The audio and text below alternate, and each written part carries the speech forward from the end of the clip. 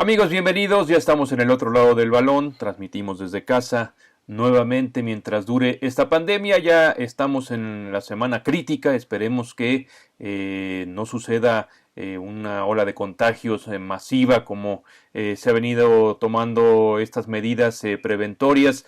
Pues la curva de contagios ha sido plana, según nos dicen las autoridades, y esperemos que continúe así. Hoy vamos a continuar con nuestro programa. Tenemos tres personajes del Barcelona que estaban pendientes por concluir y otros dos españoles que llegaron más o menos por aquella fecha de 1937, justo cuando el Barcelona y la selección vasca llegaron a nuestro país para enriquecerlo. Soy Enrique Ballesteros y me da muchísimo gusto saludar como siempre al historiador del fútbol mexicano Carlos Calderón. Carlitos, buenos días, ¿cómo estás?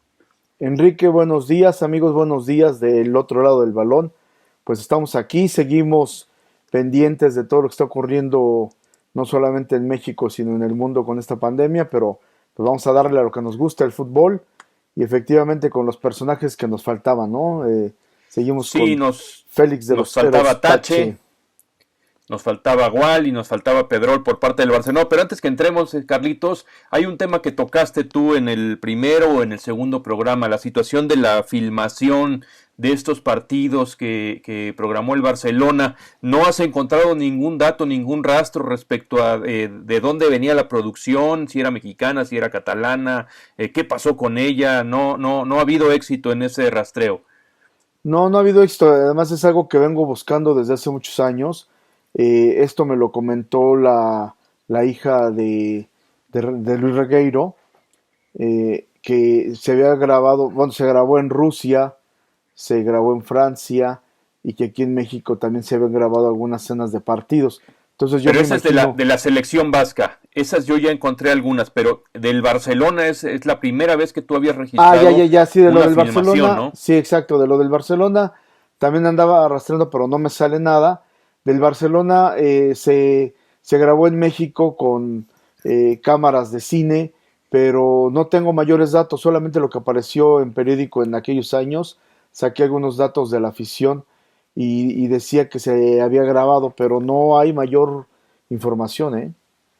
Sí, es una lástima porque los de la selección vasca sí tienen muy bien registrado entre los vascos que filmaron y entre los rusos que también documentaron perfectamente bien el paso de la selección vasca en Moscú y después fueron a Tbilisi y demás lugares en donde anduvieron ellos. Está documentado, hay bastantes fotografías de la gira por Europa, pero sí, desgraciadamente, del Barcelona, pues no se ha encontrado esas películas que serían maravillosas verlas. Pero continuemos entonces con estos personajes. Carlitos Tache, un personaje que jugaba en el medio campo, que nace el 21 de enero de 1910. Félix de los Heros Azcueta, su nombre, mejor conocido como Tache. Vasco también él, que venía integrando las filas del Barcelona. Sí, de él, pues no tengo mayores anécdotas. Lo que conocemos que se queda un rato en Estados Unidos, viene a México, juega aquí con varios de los equipos nacionales, pero pues no hay mayores datos. Bueno, fue un personaje que también colaboró con la selección vasca un rato, grandes Ujú. amigos con algunos de estos jugadores, y pues para de contar, no hay mayor anécdota, ¿no?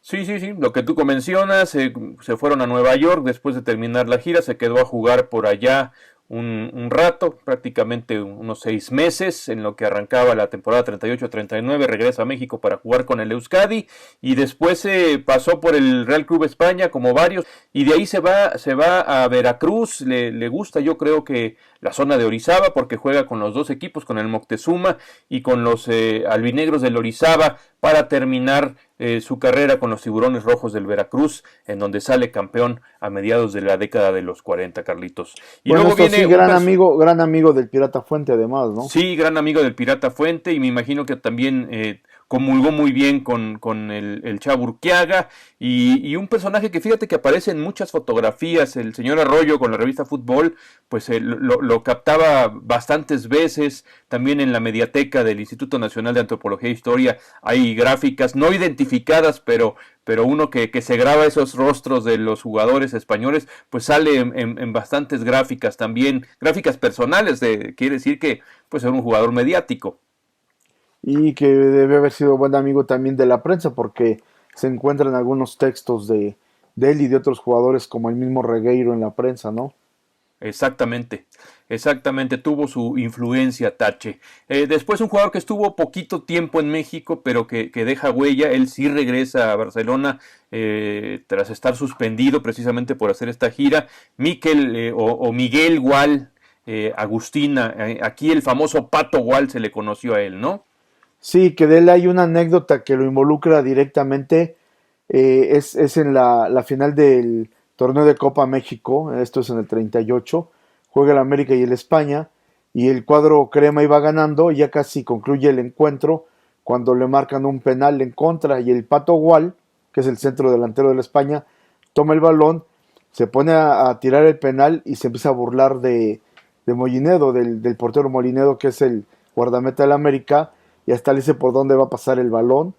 Y este Molinedo, enojado, ofendido en su amor propio, se para frente a las tribunas de sombra, se quita la gorra, porque ya ves que algunos acostumbraban jugar con una gorrita, él lo Ajá. hacía, se quita la gorra, que inclusive en las portadas de la revista Fútbol aparece siempre con ella, y la lanza al público, y les dedica cual torero el penal que va a detener, y pues resulta que igual tira, Molinedo logra desviar a un lado, el árbitro ordena la repetición de este tiro penal, Molinedo la vuelve a desviar, Guay contrarremata y el portero americanista hace malabares con el balón y lo agarra y se lo queda.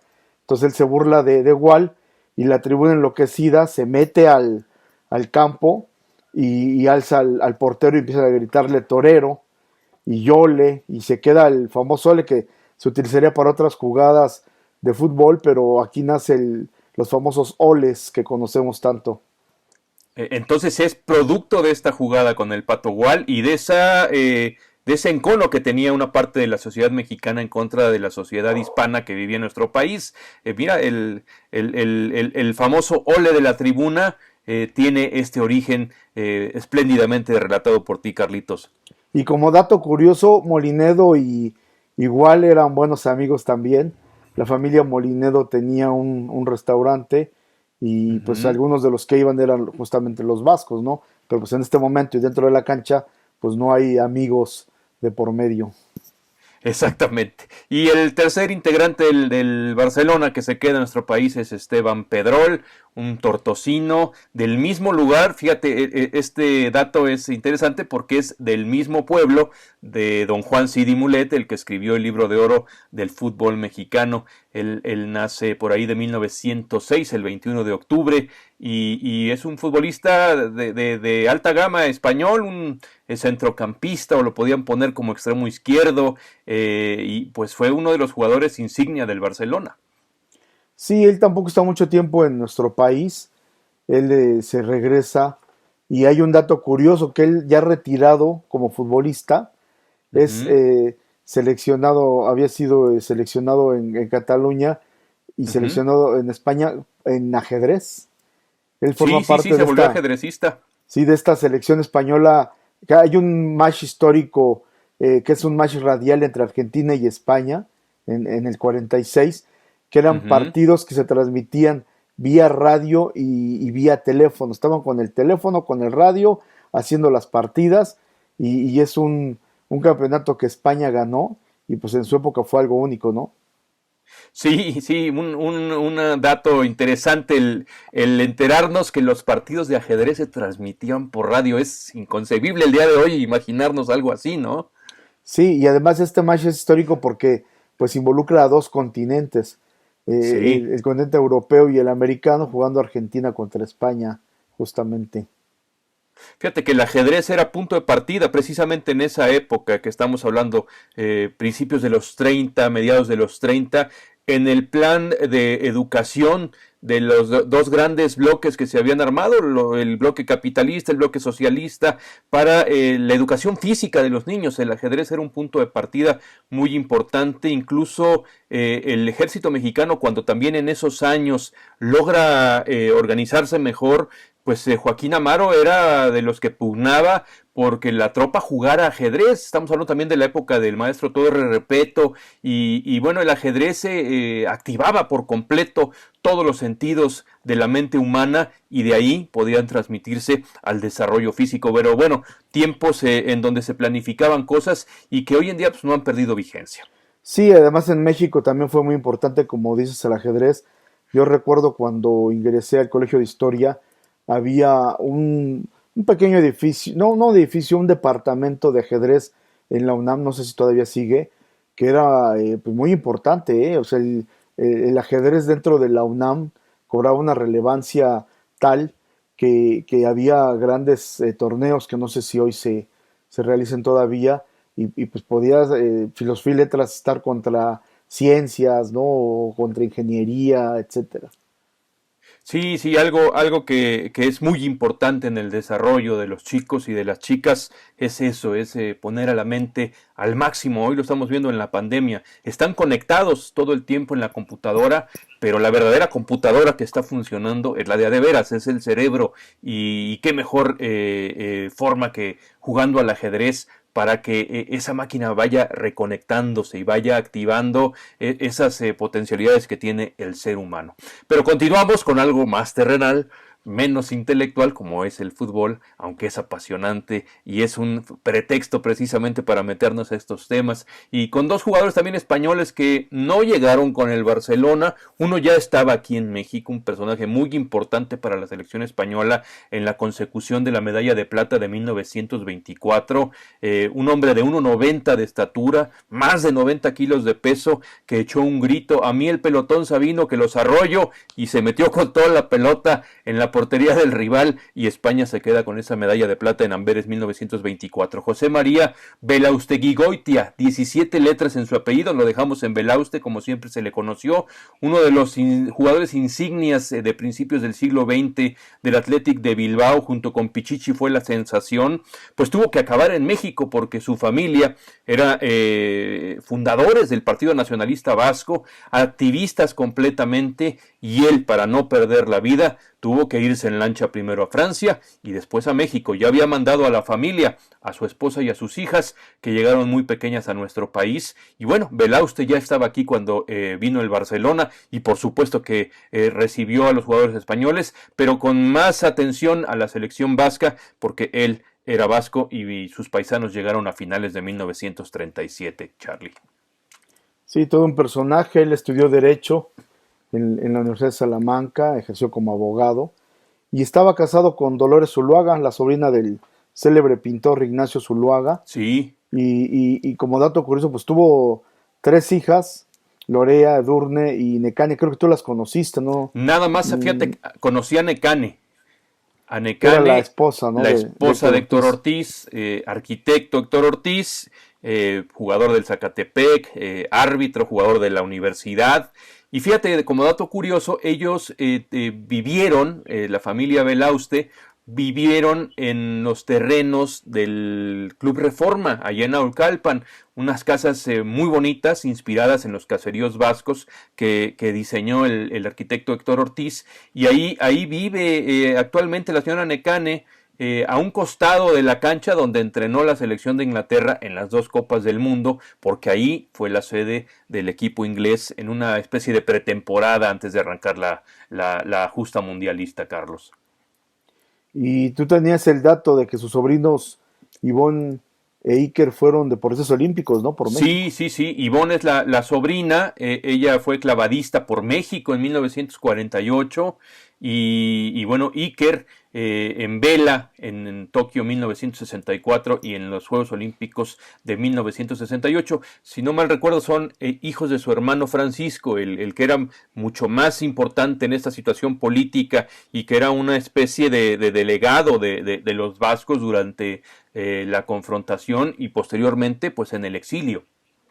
Sí, también abogado, y dirigente del Partido Nacionalista Vasco, ¿no? Ujú, ujú. Situaciones importantes. Aquí intentó, fíjate, Belauste dirigir equipos, pero ya no le dio la paciencia. Además, había que mantener a la familia y tenía que buscar el porvenir. Lo que sí hacía eran extensas caminatas. Se iba por el Cerro de las Cruces, allá por la Marquesa, a caminar, andar, andar y andar. Y con sus hijas detrás, y eran paseos que ellas mismas pues nunca olvidaron. La fortaleza física de Belauste era impresionante y muere de un cáncer de pulmón cuando nunca fue fumador, de esas incongruencias que el destino le pone a uno en la vida. Cosas muy extrañas, la verdad. Sí, oye, y otro personaje también entrañable, que ya habíamos comentado hace tiempo en unos programas que tuvimos especiales sobre el Real Club España.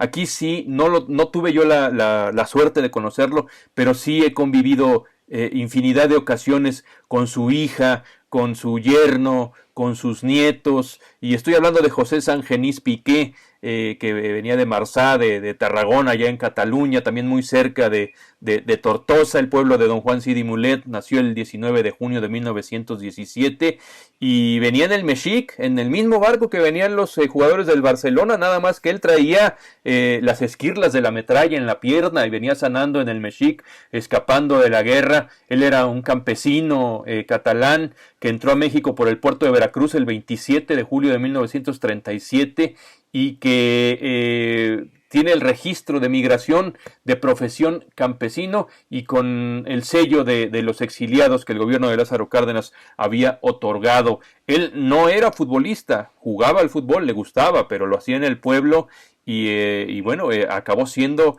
el maestro de don Antonio Carvajal. Sí, que está esa anécdota, ¿no? De que les preguntan en el barco quién era o quién jugaba fútbol y pues él alzó la mano porque jugaba Sí. fútbol, no profesionalmente, pero lo hacía y se quedó y el Marte fue su primer equipo en México. Está la anécdota de que le detuvo un penal a Martín Bantolrá, luego Exactamente. pasa al Atlante, es contratado por el Real Club España y terminó trabajando también como ferretero. Sí, trabajaba como ferretero, aunque ya en su parte adulta me parece que eran materiales para laboratorios y para farmacéuticas y demás cosas, que era el negocio. Pero él era un comerciante nato. A final de cuentas fue lo que aprendió a desarrollar con su escasa preparación académica, pero con su enorme corazón, don José Sangenís Piqué, que fue el último entrenador del Real Club España. También anecdótico el asunto, es el último en la lista antes de que desapareciera este gran equipo tan admirado por muchos de nosotros, pero nos hemos dado cuenta que era uno de los equipos más odiados que ha tenido el fútbol mexicano en su historia, algo muy parecido al fenómeno con el América, me imagino yo. Sí, que inclusive una de las estrategias para detener al España era lastimar al portero, ¿no? A Y era Sangenís, lastimar a San Genís, sí, porque era por el supuesto. portero suicida que se lanzaba a cualquier balón sin importar de dónde viniera. Un infarto fulminante acabó con su vida el 2 de octubre de 1989 por la noche. No sufrió. Ahí quedó la vida de Pepe Sangenís, que siempre ha sido recordado por Carvajal como su gran maestro. En la liga del club asturiano dirigió a un equipo muy famoso, al Llanes, y es famoso porque ahí jugaron los Tena, Carlitos, y también jugó el periodista Javier Solórzano.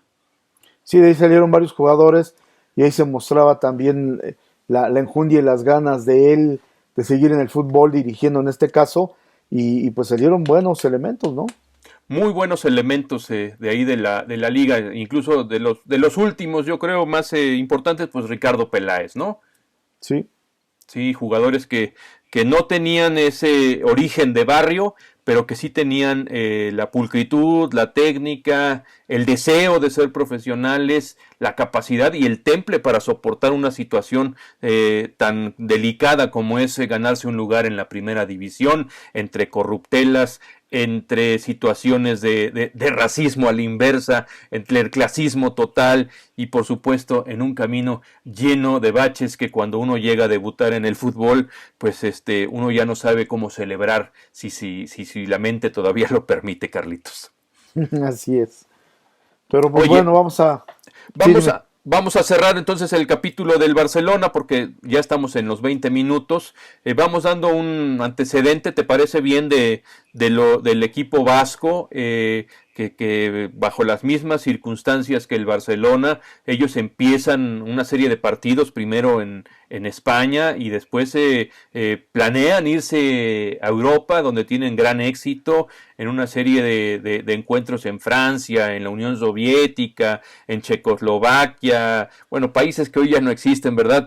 Pero que estuvieron dándole la vuelta a Europa y que las crónicas, porque son citas textuales, indican que en muchos de estos lugares la historia del fútbol particular se cuenta antes de la selección vasca y después de la selección vasca. Sí, inclusive varios de estos jugadores tuvieron la oportunidad de quedarse, por ejemplo, en Francia, que hubieran podido hacer su vida en grandes equipos, pero ellos decidieron, la mayoría, y dos o tres que sí se bajaron de este barco, pero la mayoría decidió aguantar hasta el final porque sabían que no solamente era tener bien a su familia en forma individual, sino pues tratar de mostrar lo que era todo el pueblo vasco, todo el pueblo español y seguir luchando por la causa, ¿no? Sí, fue directamente desde el lehendakari vasco el que tuvo la idea precisamente de dar a conocer estos motivos que tenían los vascos para sentirse tan orgullosos de sus raíces, de sus orígenes y de tener una especie de promoción ante los ojos del mundo, porque esta guerra en contra del mismo pueblo español, esta guerra civil, pues tuvo mucho también del manejo de los medios de comunicación, pues nada más a Franco lo estaba asesorando el sistema nazi y bueno, la República y los estados independientes españoles pues trataron de hacer lo mismo, contrarrestando esa mala imagen que se les estaba generando a través del conflicto bélico. No solo había un campo de batalla en donde se combatía bala a bala, sino también había un campo de batalla en donde se escribía y se hablaba acerca de los dos bandos. Sí, que inclusive cuando llegan las ofertas para que jueguen en México, pues hay este problema, ¿no? De que hay lo mismo dos especies de bandos, o por lo menos eso piensan, y cuesta trabajo que de eso si quieres, no sé si todavía tenemos tiempo, podríamos empezar a platicarlo, pues de cuando llegan a embarcarse y les cancelan uno de los contratos por parte de Casas, tienen que tomar el contrato de Tomás Arana, y pues cuando llegan les avisan que es profranquista, ¿no? Entonces hay un Sí, pleito ahí muy y es fuerte fíjate, para... Belauste es uno de los que, el hermano de Belauste, Francisco, es uno de los que les dice, pero este tema vamos a arrancar de ahí, Carlos, en los viajes en barco, y vamos a cerrar este programa con un contexto, pues lo acabas de mencionar. En México, la comunidad española ha sido fuerte desde siempre, con sus lapsos posteriores a la independencia, pero regresaron a finales del siglo XIX con la apertura de Don Porfirio y se establecieron en México y han sido importantísimos para el desarrollo del fútbol. Pero dentro de esta comunidad española, la guerra civil fue el detonante, pero aquí ya se vivía estos dos puntos de ver al mundo de forma tan distinta, esta segregación que el mismo pueblo español ha tenido desde hace cientos de años entre los vascos, entre los catalanes, entre los asturianos, entre los españoles que viven en el sur. Ha sido un conflicto delicado y en México no era la excepción. Teníamos este ambiente muy beligerante, porque además había que echarle que la comunidad mexicana pues tampoco los veía con buenos ojos precisamente porque 100 años antes apenas se había consumado la independencia de España, Carlitos. Sí, una comunidad española muy dividida, como dices, entre regiones, entre partidos políticos, ideas políticas y sociales, y que este equipo, tanto el Barcelona como la selección vasca, pues vinieron a detonar un poco más esto y a la postre, unos años después, pues es uno de los temas que obligaría a que los equipos españoles terminaran yéndose de la Liga Mexicana, ¿no? Exactamente, Carlitos, pero ¿qué te parece si nos embarcamos el próximo programa en el Ile-de-France? Nos vamos al puerto de Havre, en Francia, y de ahí nos venimos con todos los vascos para iniciar esta gira por América, iniciando por supuesto en nuestro país con esos partidos tan emocionantes y tan intensos que se vivieron en la primera etapa. Me parece bien, ya vamos a dejar esto y pensemos ese largo viaje que se realizó de Europa a América y creo que es algo que nos va a gustar mucho la próxima semana comenzar con esto y hablar muy bien de esta selección que como bien dijiste en un principio, hay un antes y un después de la selección vasca en México. Es correcto, Carlitos, te agradezco muchísimo como siempre. Nos vemos la próxima semana y quedémonos en casa. Vamos a quedarnos en casa, un saludo a todos y nos vemos la próxima semana. Un abrazo. Continuamos con la programación de Orbe Network.